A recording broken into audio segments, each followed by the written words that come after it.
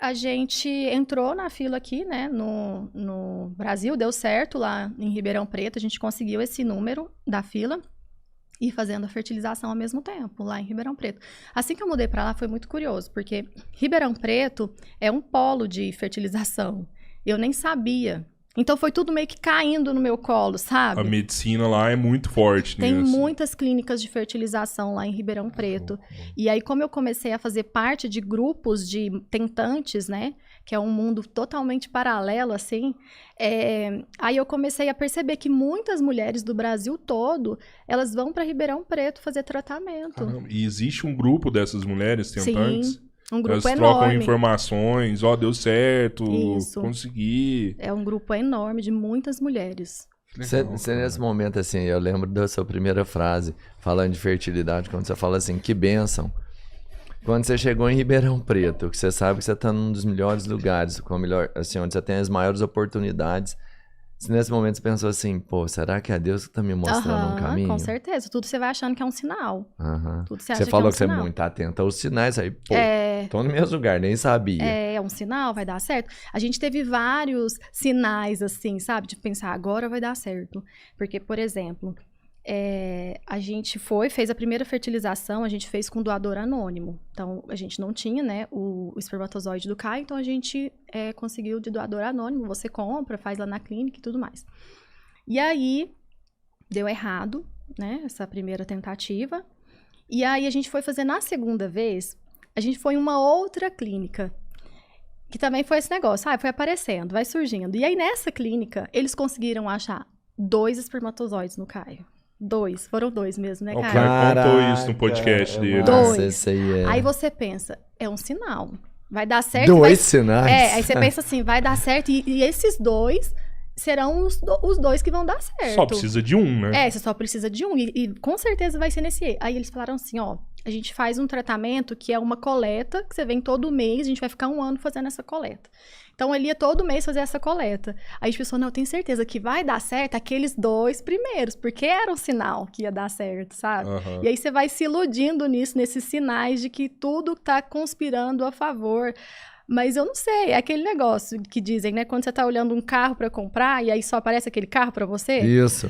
Então, quando a gente estava nesse processo de fertilização, eu só enxergava isso, né? Só ficava focada nisso. Eu vivi uma época da minha vida muito focada nisso, nesses grupos, que a gente fica até um pouco noiada, assim, sabe? Nem sei se faz tão bem ficar muito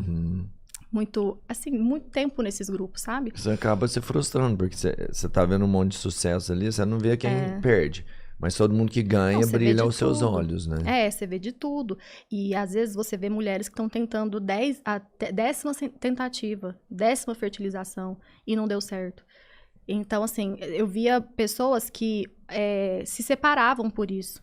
Porque o marido já não aguentava mais, a mulher começou a surtar ou a mulher já não aguentava mais. Ou então, a adoção era uma pauta que um dos 2 não aceitava e se separava. Então, assim, você vê de tudo, né? E, claro, cada caso é um caso, mas você vê de tudo ali e você fica um pouco assim, não, pera, eu não quero surtar, ficar só o tempo todo, sabe? Pô, isso é pesado, né? Você tá num grupo lá, conversando, e de repente tal pessoa saiu. Por que saiu? Separou. Não, tinha de saiu tudo. outro. Por que saiu? Separou. Tinha de tudo. E era um lugar que, Nossa. como o mundo das tentantes é um mundo muito solitário. Então, assim, muitas pessoas das minhas amigas, até as minhas irmãs, por muito tempo foi uma coisa que eu vivi sozinha.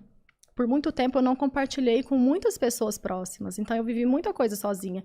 Então, a maioria das mulheres vivem isso sozinhas. E o que acontece? Esses grupos acaba que vira o apoio mesmo, sabe? A rede de apoio. Então, é o lugar que elas têm para desabafar, para chorar, para compartilhar qualquer coisa, foto do que está acontecendo, do processo, né? E aí eu acho que dá uma surtadinha, assim. Eu cheguei nessa fase de dar uma surtadinha. Pô, mas você acha que, tipo, não dava pra trocar uma ideia com suas irmãs? Elas não iriam entender isso aí? Iria, com certeza. O problema tava em você. A questão é que eu tinha dificuldade de falar sobre isso. Com qualquer pessoa. Então, era uma coisa muito minha. E eu acho que muitas das mulheres... Homem, não sei se os homens têm muito disso, mas as mulheres são muito cobradas com isso, né? Sempre foi, Sim, com a questão da com maternidade. certeza. Então, acho que sofre um pouco calada mesmo, sofre no seu mundinho ali, nem todo mundo consegue. Depois que eu postei no meu Instagram, nossa história, várias pessoas, até que são conhecidas, vieram me chamar para conversar. E gente que eu nunca fazia ideia que estava passando por isso. Porque é uma questão que quase todo mundo vive sozinho, quase todo casal, ou mulher, ou enfim, passa sozinho. Então, assim, nem todo mundo compartilha isso. As minhas irmãs, com certeza, elas teriam me acolhido super bem, tanto que elas me acolheram. Mas eu não quis. Eu acho que hoje eu entendo que eu precisava passar por aquilo. Eu precisava, talvez, passar por isso sozinha mesmo, sabe? Por questão de amadurecimento, acho que me fez bem. Então, eu acho que eu precisava passar por isso, sabe?